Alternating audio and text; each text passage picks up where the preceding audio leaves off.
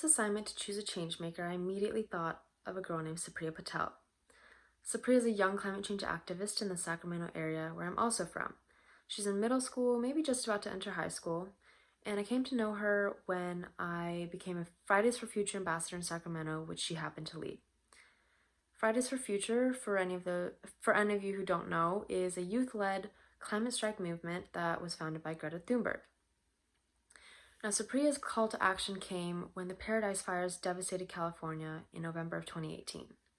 She and I both saw firsthand how these deadly fires impacted communities and surrounding areas, including the Sacramento region. Schools across districts had to shut down because of poor air quality, and she, like many other students who suffer from asthma, couldn't breathe because of the poor air quality that was caused by these fires. Now, seeing how destructive natural disasters like these fires can be, Supriya was moved to fight climate change and demand action on the current crisis from our elected officials. In many ways, I believe Supriya inspired a movement within our local community.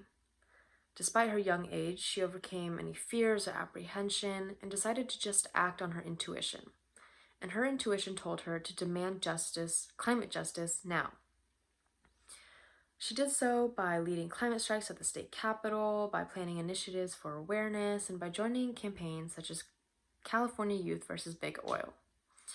The list goes on and on about her leadership and actions she's taking as an individual climate change activist. But to get to the point, Supriya embodies a changemaker to the core.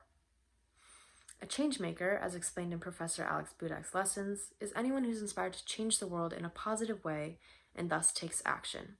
And she does just that. She has purpose in her action and remains resilient in her fight. Bill Drayton, in his journal Everyone a Changemaker, mentions the power of local changemakers or local champions.